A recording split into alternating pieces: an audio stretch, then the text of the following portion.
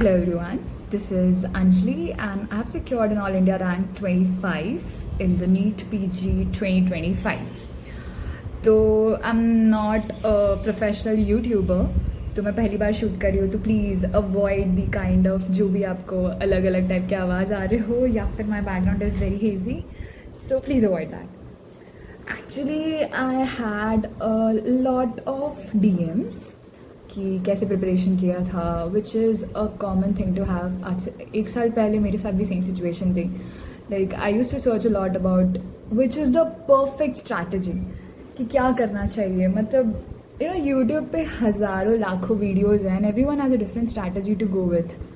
And मतलब समझ ही नहीं आता कि क्या करे क्या ना करे. And every one has got a different sense of acquiring the knowledge पर से.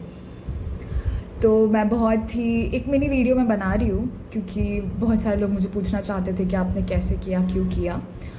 सो here that goes by. So first of all मैं अपना प्रिपरेशन का सोर्स बताना चाहती हूँ, विच इज़ मैरो.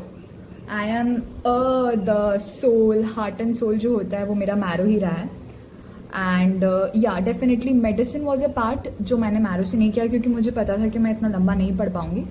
क्योंकि एग्ज़ाम से 10 दिन पहले तुम्हारे पास ऐसे कंटेंट्स होने चाहिए जिसको तुम कंसाइज करके 10 दिन में पढ़ के उससे प्रोक्योर आउट करो. तुमने 4 साल बहुत मेहनत की है, it doesn't matter, trust me it doesn't matter अगर तुमने लास्ट 10 दिन में पढ़ाई नहीं की है. And that is the whole and soul thing. So I use Marrow. And for medicine मैंने दीपक मारवा सर की नोट्स फॉलो की है, which is from Prep Ladder. And psych मैंने डैम से किया था. And I have also taken the Cerebellum subscription last 1 month वाला थिंग बिकॉज आई वॉन्टेड कि मुझे बहुत सारे MCQs के बेसिकली एक्सपोजर मिले क्योंकि एग्जाम में this is nothing gonna be repeating itself. But या जो पैटर्न फॉलो हो रहा है वो और जो क्वेश्चंस एंड टॉपिक्स हैं वो सेम ही रहने वाला है. इट्स जस्ट वो कैसे पूछेंगे, मतलब तुम्हें क्रैक करना है कि क्वेश्चन तुम्हें कैसे करना है. That is more important. That comes with solving thousands and thousands of MCQs. And trust me it is not a piece of cake. मैंने बहुत सारे रैंकर्स को बोलते हुए देखा है कि हमने एक साल में फोड़ लिया, but you never know the amount of hard work they have put behind the bars. Yes, and I'm telling ki 1 year is enough for you to know the amount of content, because obviously बात अगर तुम्हें first second third बिल्कुल वेलागिरी की है तो you have to be utmost serious for this. Like you need to know each and every subject. आपको सारे videos and for example मैं proper मैरो यूज़र हूँ तो I have done this marrow वाला थिंग. तो आई कैन से कि अगर 7-8 महीने आप कंसिस्टेंटली बैठते हो, which you have to put on, क्योंकि इंटर्नशिप इज़ समथिंग जो हर कॉलेज की वैरी करती है. I mean I had the kind of college जहाँ पे internship is kind of dicey because कुछ जो सब्जेक्ट्स है उसकी बहुत ख़राब इंटर्नशिप होती है, लाइक मेडिसिन, ऑर्गेनिक, जो major ones. And minors is kind of chill. And PSM is something जहाँ पे तुम्हें बहुत सारा टाइम मिलता है.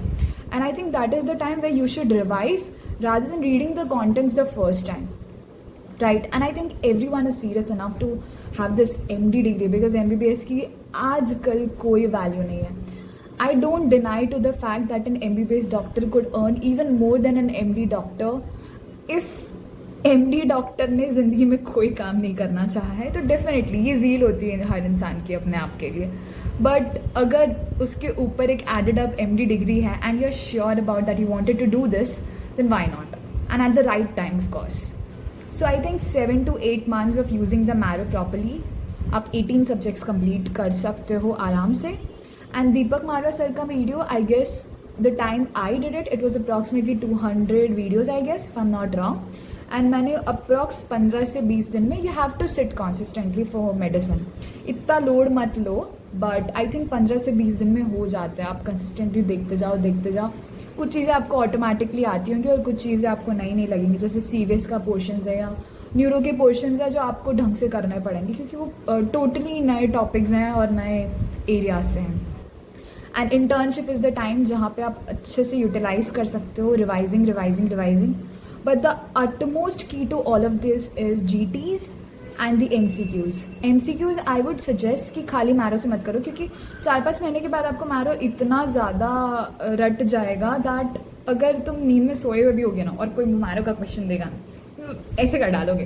तो ये वाली चीज़ तो नहीं चाहिए, क्योंकि एग्जाम में कोई भी क्वेश्चन तुम्हारे सामने से सडन प्लक आउट होगा और ये तो मैंने सॉल्व कर रखा है, it's not gonna happen seriously. So सारे प्लेटफॉर्म से एक बार कंफर्म कर लो कि how do we go about with that, and MCQs from different platforms, please try that, and I think you can ace it, and it is not that difficult. कोई भी ऐसा गॉड गिफ्टेड नहीं होता। I think the many people who think कि हमारे बस की नहीं है, please stop saying that. It's all about mindset. If you think it you can do it. I have seen many people doing it, I have done it, you will be doing it soon. If you have not accomplished your goals this time, it will happen the next time if you're consistent enough with this journey. I think बहुत सारे लोग आपको ये बात बोलते हैं, I am also one among them, क्योंकि मैंने ये ट्राई किया है, I have tested it and I have got this, and trust me you can get this as well.